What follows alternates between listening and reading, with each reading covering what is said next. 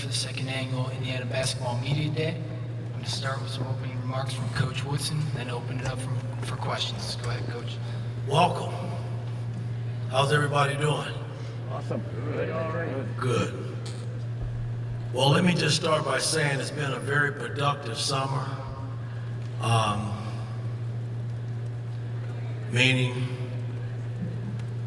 I had to go in and have knee surgery, my knee replaced, and along with my staff, I hobbled around this summer, and we were able to build our basketball team back with 6 newcomers and scholarship guys, and then we got 4 walk-ons. So we got 10 new people to our ball club.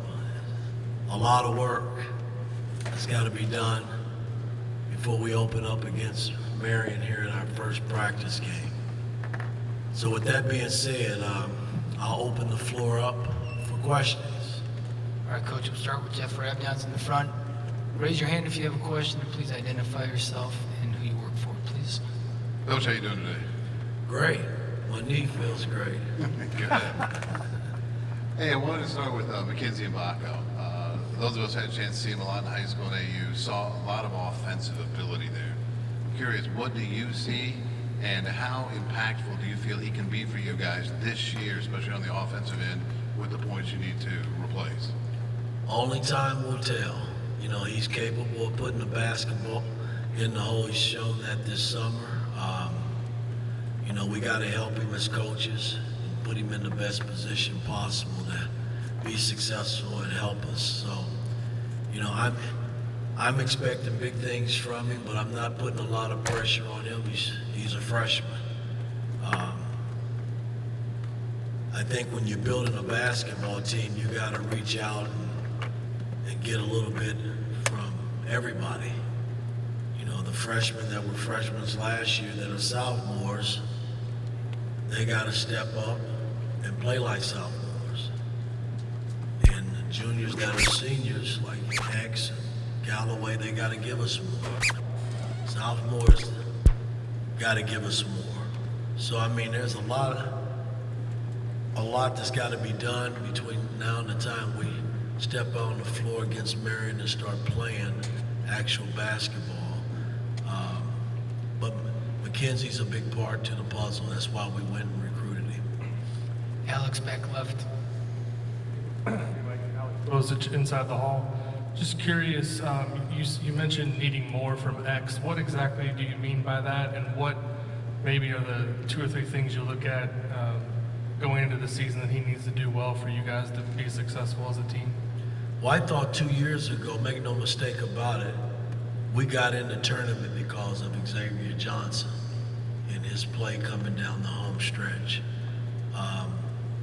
Last year was a setback year for him. I mean, we didn't come into last season thinking that we would lose our starting point guard, and that was a blow for us in the stretch where we struggled to win games. And you know, this year, you know, X he's played more basketball games in college than anybody on our ball club. So I expect him to lead, you know, be a point guard and be a leader on and off the floor and put us in position to win basketball games. That's what it's all about. Zach front left, and Todd. Mike, following on with X, I mean, obviously this time a year ago, he wouldn't have expected to be here just since he thought he'd be out of eligibility and moved on. How have you seen him approach just all the things that you talk about needing from him, the day-to-day, the leadership, the things that maybe, again, he wouldn't have expected to be in this role, but now embracing it and really trying to sort of be everything you and this team need him to be? I think he's doing all the right things along with Galloway. I named both of those 2 guys captains. But again, we got to play games. We got to get better in practice on both ends of the floor, and he's got to play a role in that. So, you know, I'm hard on captains. You know, I've always been that way. Bob Knight was hard on me as a captain when I was here. And You're not given that title just to be given it. You got to earn it, and you got to be held accountable in terms of not only putting yourself in position to help us win, but getting guys to play at a high level around you. That's important. Todd, front left, then Rick. Todd Golden with CNHI. Mike, your third year, obviously, and last year I heard you say a few times when you answered questions that some things were still new to you in terms of being a coach. Now that you are in your third year, how comfortable are you with being a college coach? All the things that go into it, recruiting, NIL, etc. And what expectations do you have for yourself in your third year, and how does that project to expectations for the program? I took this job to win Big Ten titles and national titles, and I've fallen short the first 2 years. And I'm always optimistic as a coach when I go into a season, and this season's no different. We got to go and win a Big Ten title, and then once we get fortunate to get into tournament play, then we figure it out there. But this summer, I recruited more. We had to. We lost 4 seniors. We lost 3 guys that left. Basically, we lost 10 guys last year with the 2 walk-ons as well. So we had to go out and build our team back. And I'm pleased with the players that we brought in, knowing that when you add a lot of pieces to your team, there's a lot of work that comes with that. And I'm not pleased and happy right now where we are as a ball club, because there's a lot of work that's still left on the table that we got to get these guys to understand who we are and what we're about, and how we want to play on both ends of the floor. And only time will tell. We start official practice on the 26th, where I can get them a little longer now. That hour, 4 hours a week, it's okay, but it's not like being out on the floor, 2.5, 3 hours. So that's what I'm looking forward to. Rick, second row left, then Mike. Yeah, Mike, Rick Bozich, WDRB in Louisville. You mentioned the guys you lost. Trace was here 4 years, Race was here 6, Cobb started for 2 years. Obviously, that Hood Schifino, first-round pick. You lost a lot of quality players. How do you begin to put a new lineup together, and do you anticipate a different style of play this year? Well, again, I think practice and competition in practice will unveil who starts. Because I don't know right now who's really going to be the starters.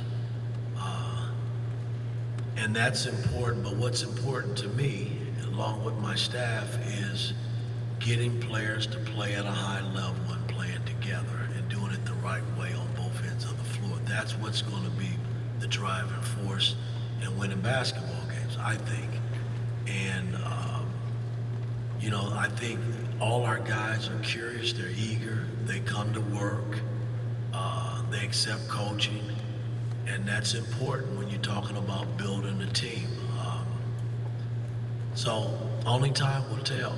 It's hard to sit here and predict anything. I would never do that anyway. But at the end of the day, hard work, guys dedicated to what we're trying to get done, will put us in position to win basketball games, I think. What about style of play?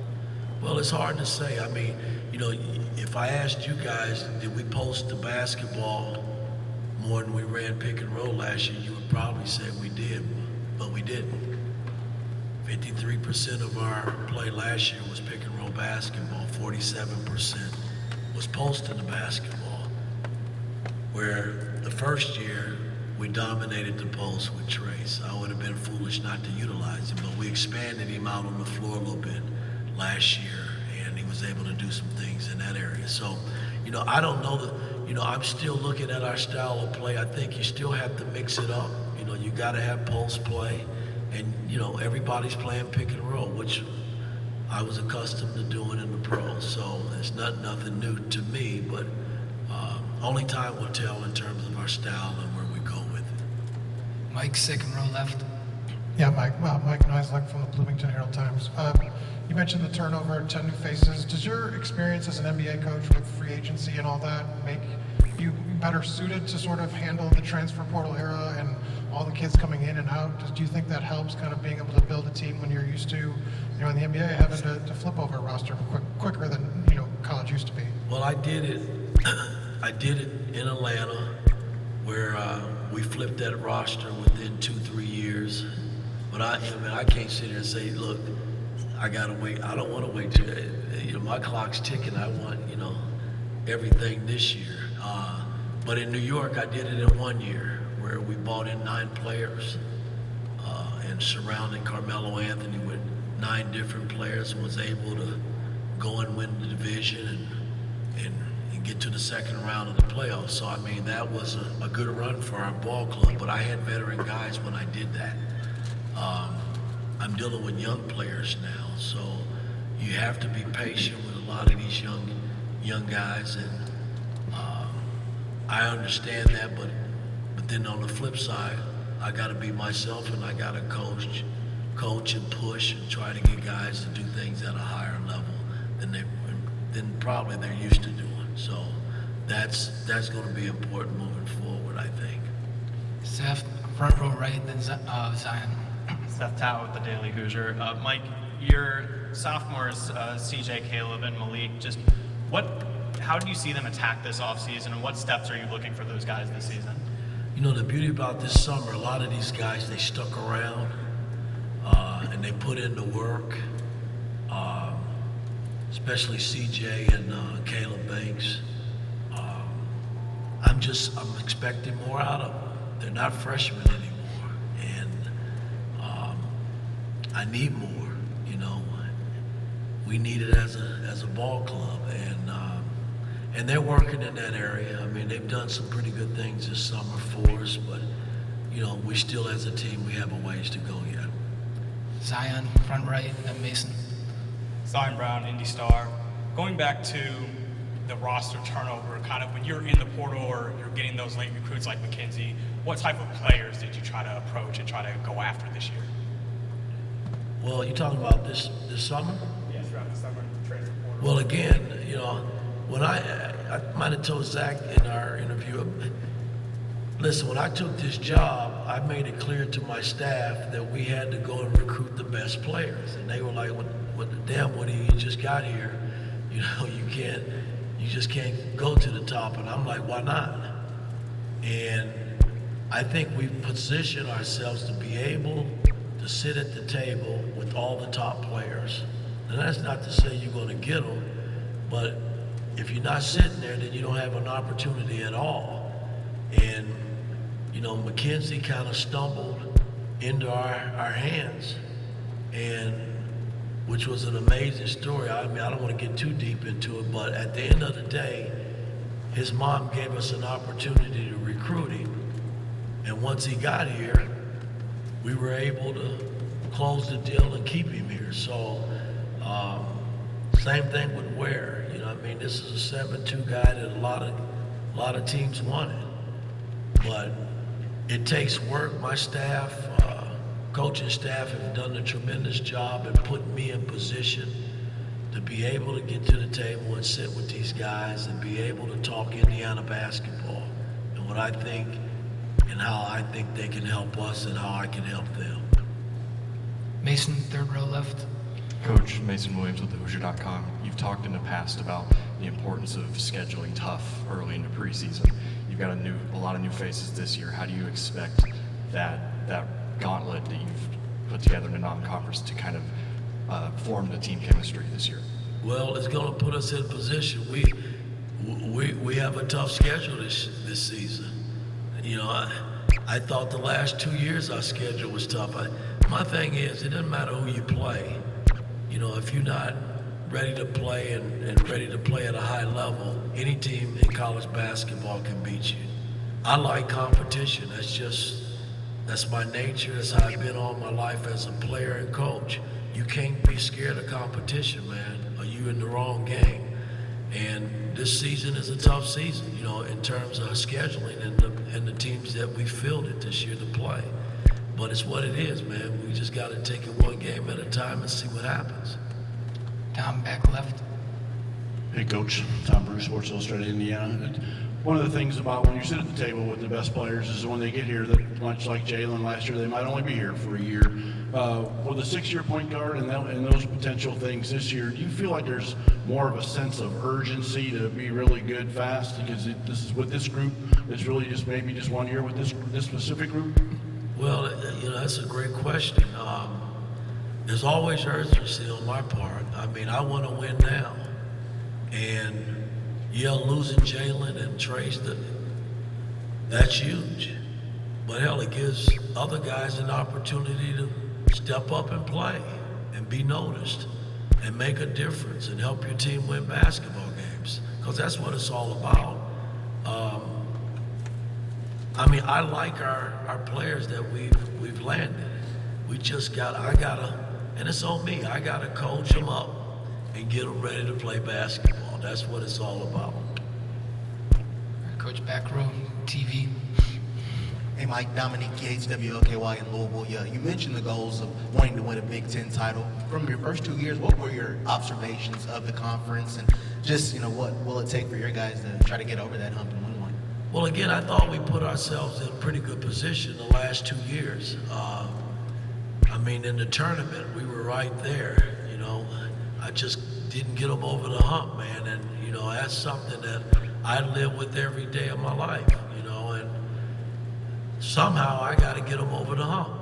I'm the coach, and I got to get them over the hump where we can hang another banner in there. That's all I think about, man. I don't think about anything. It's not about me. It's about these student athletes that I've fielded this year for our ball club, and I got to try to put them in the best position possible to be successful. Back row, middle. Mike, Andrew Chernoff, Wish TV.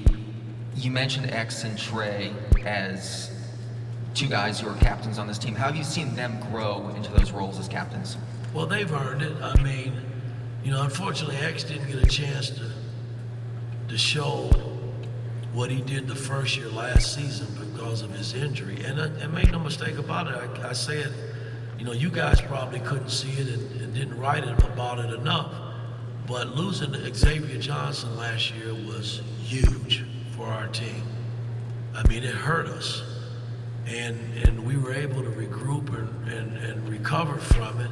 And a lot of that had to do with Jalen and the supporting cast. We didn't feel sorry. We got after it in practice and was able to maintain. X is back this year. And again, like I said, he's done it a little bit longer than most of the young men that we got on our team. So I expect more. And he's wearing that captain title on his hand. So you got to give me more. You got to do more to help us win basketball games. And he will. Third row right, and then Jack. Alexa Ross, CBS 4, Fox 59. Coach, when you look at what Xavier having had to sit out, do you feel like he's even hungrier now to be back in there? Has it seemed like he skipped a beat, or is he kind of just picked off right where he left off? I think he's hungry. It's probably, I'm sure it was the first time he's ever been hurt where he's missed practically the whole season. So he's got to be hungry. This is his last go-around. He can't come back. How many years has he played college? What is it, 6 years for him? Hell, he's an old man. He can't come back for 7. So he's got to give us all he can give us this year to make it right. But I do think he's hungry. Absolutely, I do. Jack, back left, last one. Mike, Jack Ankeny, Sports Illustrated, Indiana. It seems like Kalel Ware has a ton of potential, but kind of had an up and down freshman season. How do you get him to reach that full potential? Well, when I recruited that young man, I told him, you cannot go back and get what happened the year before. You can't. The word's out, they knocked you and said, hey, you're lazy, you don't work hard. And if you make a commitment to me, that's got to change. And, I'm not always the easiest coach to play for, But I'm in your corner and I'm fair and I want what's best for you and my ball club. And he made the commitment to me, and I'm going to push him to play at a higher level to help us win basketball. I can't think of or worry about what happened in Oregon. That's gone. You know, he's got to move forward and build a new life here with the Indiana basketball team. That's what it's all about to me. All right, thanks, Coach. All right, thank you guys. Enjoy the rest of the evening.